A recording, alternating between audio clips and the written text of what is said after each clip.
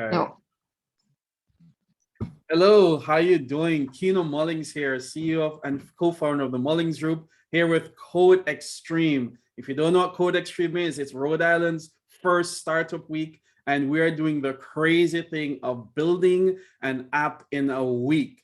And so while we're doing Code Extreme, I thought, wouldn't it be great to talk about or talk with some of the extreme companies that we've worked with that's doing lots of great, wonderful, fun things, somewhat seated here in our wonderful, great state of Rhode Island. So I have with me, within me too, because they're in my heart. I love these guys. The Authentify Art.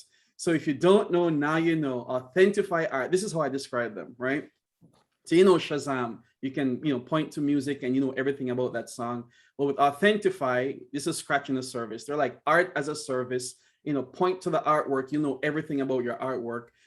If you're an investor, your artwork will never be more secure than with the Authentify platform because they're tracking everything, monitoring everything, everything that there is to know about art, from your childhood scribbles, if someone will pay a lot of money for it, to the masters that are priceless. It will be on this platform.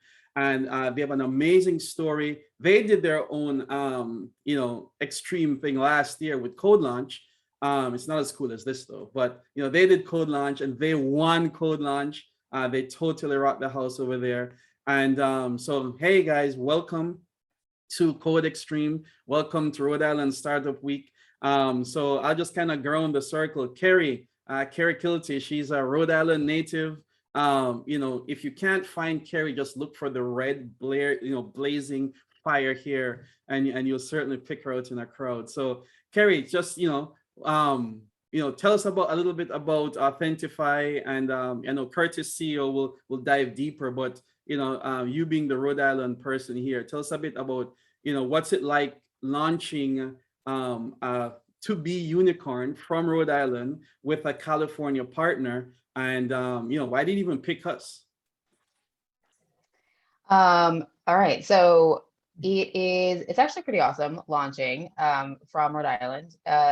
New York is a huge epicenter for the art space. So it's great for me to be on this side, as I'm really the front end of the house. I deal with the customer relationships. I'm dealing with the clients. And so being able to pop into the city at any time is super convenient.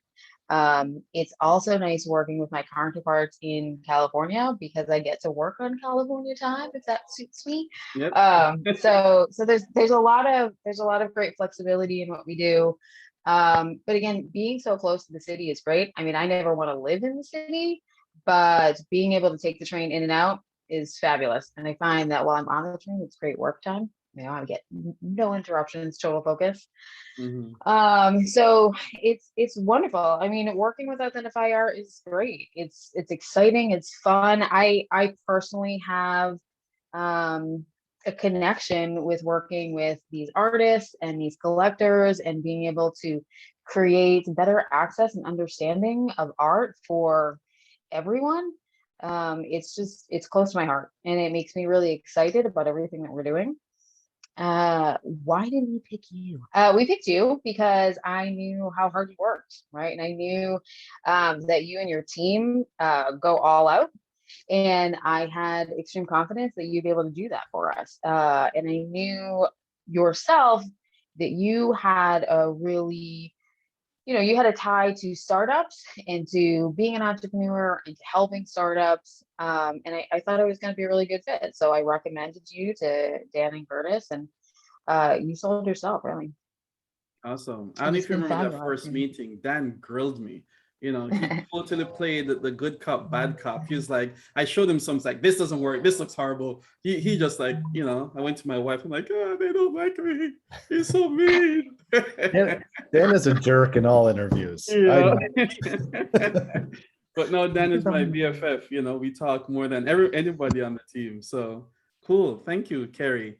So Curtis and Dan, you guys own a company called the Bacon Swinery. If you all watching this, don't go check out Bacon Swinery. I know that's not the plug, but it is just awesome bacon. So how do you go from Bacon Swinery to Authentify Art? Bacon Swinery was just a lark. It was a cover story.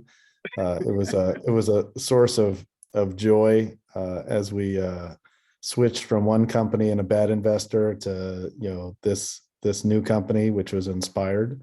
Yeah. And it gave us it gave us something that just was sharing joy with people, which helped us refine our message for Authentify. When people would hear what we were doing, just like with the bacon, they would say, this just seems like a really good thing you're doing.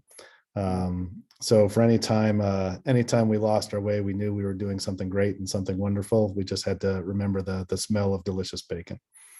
And just for the record, I just want to put out there my 1 year of Rhode Island cred. I lived in Little Compton the winter between 1994 and 95. I played hockey in town. But I had lived in Florida before, so the winter killed me. Oh, okay. Yeah, I understand. I feel your pain. Yeah. But I have a soft spot for Rhode Island forever. So when I met Carrie, I felt like there was some sort of deeper bonds just on that connection right there. Yeah. Awesome. And so just tell us some more about just what more does Authentify did. I do or will do. I mean, I shared a little bit, but share your vision for Authentify. And I have $1 billion and I want to give it to you. Take my money. You've been holding out on us. Sweet. You put that check in the bank. $1 billion is probably unnecessary. We'll just take a couple million. Two things. One, I want the top of this interview so you can be our new pitch man, because I thought you did an amazing job. Oh, you're welcome. And for every time I pitch in 15 minutes, your pitch is better than mine. So I think we should go with that. And I think I want to hand this over to Dan to talk a little bit more. To be honest, Authentify was as much Dan's vision more than my original vision. When we started working together, we were in the flower business at Pro Flowers and then at 1-800-Flowers. And when I started in this business, we were doing scientific authentication of art. It was very specific. It was a narrow focus. And while it was a noble cause, when Dan and I were working, he one day came to me and said he had this vision of building a platform and solving a bigger problem. So in typical Curtis fashion, I dismissed him as being, thinking too big, and that's not what we were doing. And then another day he came up and said, I've got a good name for this new idea. And he said it was Authentified. I'm like, that's a horrible name. It's not serious. It doesn't work. So, Dan is always, at least a couple years ahead of me in terms of seeing the future. So while, I had a passion for sort of bringing truth to the art industry, and scientific authentication, I thought was the way to do it. Dan's broader vision of how we could do what you describe as Shazam, for art, really came from Dan seeing the bigger picture, that there was a bigger problem to be solved. I embrace it as if it's my own and I tell my story, but ultimately I think Dan deserves a majority of the credit for seeing that this could be a platform that could be applicable to all people, and not just sort of millionaires and billionaires that collect art. So maybe Dan could pick it up and talk a little bit about his original vision and how that's turned into Authentify. Yeah, I think the original vision is just about trust. Like, how do you know something is true? How do you know this piece of art is real? How do you know it is what it is supposed to be? How do you know that the thing you just got handed in an estate is of value without having to go through all the rigmarole of all the due diligence and having people question it and bash it and try and get you to knock the price down just because you don't have the facts at your fingertips. And so we were doing scientific authentications and getting a lot of data around a piece of art, but then once you left the room, that you have to go, but to verify that data, you'd have to go back and bring the experts all back into the room again. And if those experts passed away, there's no chance to capture that data for all time. And so I sort of had this epiphany working on a genealogy site one night, doing my family tree. And I was like, how do you build trust into a family tree? It's the same thing. It's about the data and gathering all the evidence and putting it into a blockchain vault that's locked to the profile of the piece of art or the ancestor, and have a way to keep it with that piece of art forever, so that 100 years from now, if I have a question about the piece of art, I can just go to its digital dossier in the blockchain and look at all the data. And then on top of that, you need to layer on more data from around the world. Scour the entire internet, scour all the museums, scour all the old archives with handwritten Italian documents, and pull that data in and lock it to that artwork. And at the same time, attach maybe a tracking device and lock that Fitbit data to that piece of artwork. So you know how the art's been stored and how it's been handled and how it's been maintained. So all of that is just about data. It's a data platform. It's big data for art. And it's once you have all the data for the art, there's unbelievable things you can do. That's how Google makes all its money. That's how Facebook makes all its money. That's how Amazon makes all its money. It's all about what you can do with the data once you have the data. Yeah. And oh, go ahead, Curtis. I was just going to pick up on that. One thing, there's clearly, data has the both value and the way to make money, but one of the key things we have at our core is both trust and doing the right thing. So it's kind of the opposite of social media. It's the opposite of Google, which is really the data is owned by the owner of the work of art. And while the data can transfer with the art, it's really about privacy and first. It's, you are in full control of everything that you have. And I think that spirit of sort of doing the right thing permeates everything we've done. Dan talks about trust, and that's essential. And Carrie's always very good about articulating sort of the good that we're trying to do in the world and the market. But it's fundamental at the core, not just of the business mission, but it literally tells a story of how we found you, Kino. And I don't even know if you know the whole story. You were our second choice. Oh, that I know. No. We had already picked we had picked another company through one of our advisors and investors. Very smart, very capable group. Originally talked about putting money into us. We were excited because they really got our vision. But right after we signed the contract, there was something wrong. The chemistry wasn't right. The head of the group kept going around Dan and trying to talk to me. There was immediately a lack of trust. And he wanted to be paid up front without necessarily knowing exactly what we're doing. We didn't even have requirements, but we already had a bill for $16,000. And there was something off about it. And Carrie had mentioned you before, and we basically decided early on, let's just cut this off and let's find somebody that we have trust with, somebody that we think we can work with.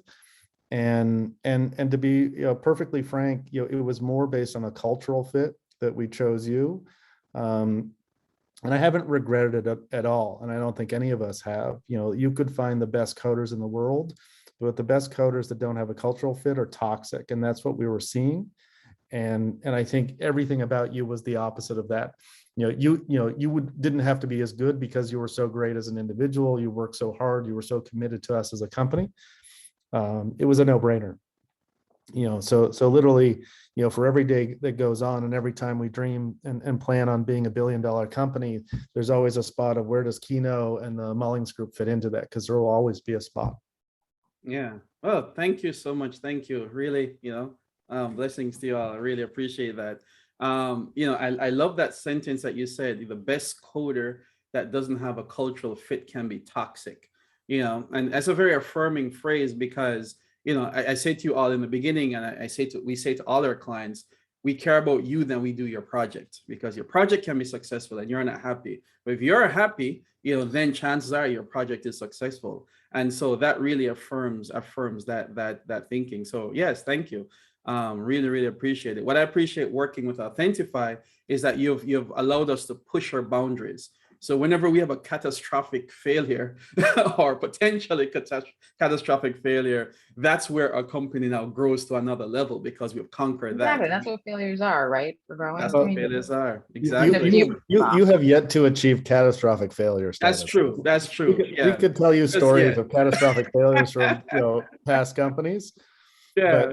But and I think that's the thing that we've loved about working with you. For every time we're frustrated and get angry, we just sit down and solve the problem, right? Yes. And I think collectively as a group we learn, and we also learn what we haven't shared. Dan and I have been in the trenches the longest of our team, but for every sort of tough moment or rough moment, we sit there and I get mad and frustrated. And then I realize, my memories of past experiences were 6 years in, right? Like 6 years leading up to being a well-oiled machine.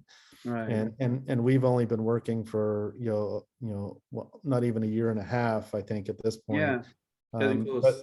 But we're getting to that well-oiled machine, and I think even as we discussed at the top of this, people swap in and out, new people come in, some people that have been with us go out, but we're not really skipping much of a beat at this point. We just keep moving in the right direction because we know how we work, we know what we're thinking about, we're doing a better and better job of just sort of, mapping out what the future is. So it's sort of a collective conscience that moves us forward. Yeah, and I'm happy to hear you phrase it that way because I am nothing without my team. Team TMG, and we do have every now and then we have changes in our team makeup, but the fact that we've been able to maintain our team culture and team drive, that you don't notice any difference. It's oftentimes you see a startup or a software development agency in a growth phase. You see the face, me, and individual will think, well, you're the developer and you're the guy in the garage or in the basement. It's like, no, it's a whole team. I'm just the one who gets to talk and, brag about them and, meet cool people. So that's really awesome. Also, we love being the second choice. I don't know if I told you that. We absolutely love it. And here's why. Because we give the others the opportunity to really mess up. And so when we pop out with goat sass or it's kind of like the second boyfriend that that's so much better than the first. Like, we'll bring you flowers, pro flowers, right? We'll from pro flowers. We'll do the things that, and it just comes from our core philosophy is people first. That really is it. Yeah, we do love getting paid, but it's really people first. Because our vision is solving problems that change the world. And even though that sounds like world peace, but really I think that lots of problems are software solutions that we work with, Authentify being, no different. It is world changing because there's going to be a paradigm shift in the art world that is going to have ripple effects for generations to come. So this is awesome. It's really an honor to work on this platform. But anyway, yeah. Just in your defense, I remember there was a couple months into it where you had a couple aha moments and like you suddenly the vision came together. And my first reaction is like, seriously, it took this long? And then I'm like, okay, I've done a poor job of communicating what we're really trying to do here. But for each time, like even your ability to tell our story in your way says, once again, you're embracing it, not just a coding, what am I doing next, but what's the vision of this? And it's taught us to be effective at communicating in different ways. And it's taught us to, share, and we may be a bit of a rare breed, people, like Dan and I have been doing this based on our gray hair for a long time, and are technical, or at least used to be very technical. So it's nice to have that we can sort of share our experience, but you can bring, the true technical expertise. Had Dan and I taken other paths, he'd be the CTO and I'd be the CIO, and still you're an amazing, contributor to it, sort of our acting CTO, and bringing this team that sort of grows to match the way we look at the world, which is a little bit like you. It's more sort of business first, and the technology is just empowering this vision to make it possible. Right. And I think as we do this, Carrie, brings this other perspective, which is, she as well is very technical, both on the sales side and understanding things, but she's always very customer first. Are we meeting the customers? And her screaming at us, do you have a product I could sell yet? Because I got people all excited and willing to buy, and you haven't built the right thing yet. So Right. I think the balance between all of us has been, very good at sort of bringing it back to that. And I think the spirit of this, which I like too, is, it's, I don't know if it'll help us or not. It's not sort of the Silicon Valley, build technology and they will come. It's really solving real problems and mapping up not just a grandiose vision, but really, doing something great for the world, knowing that it's also a great viable business, and that the culture of the company, how we build the company, how we govern the company, how we govern everything we do, is always thinking about it more from doing the right thing, as opposed to just doing the expedient thing or the thing that makes us the most money quickest. I hear that. Well, thank you so much, Carrie, Curtis, and Dan for sharing, the stage with me here at Code Extreme. You're taking art to the extreme, so it's so fitting that you're interviewed here at Code Extreme. And thank you so much. I hope this video carries far And folks, invest in this company. Don't say I didn't tell you. You know, the moment when Google IPO'd at $100 and something, you're like, we'll see. Or Bitcoin is like selling for a few cents. You're like, I'll see. Then it went to 2,000, like, it's too high. Then 5,000 was too high. Well, here's your opportunity. It's ground floor right here. So do check these folks out. They are the real deal. And they're going places. So investors, take out your checkbooks and connect with Kerry. She's right here, hometown woman. You know, she's easy to find. So again, thank you, Authentify Art. It's a joy, and thanks for being our guest. Take care. Thanks, Kino.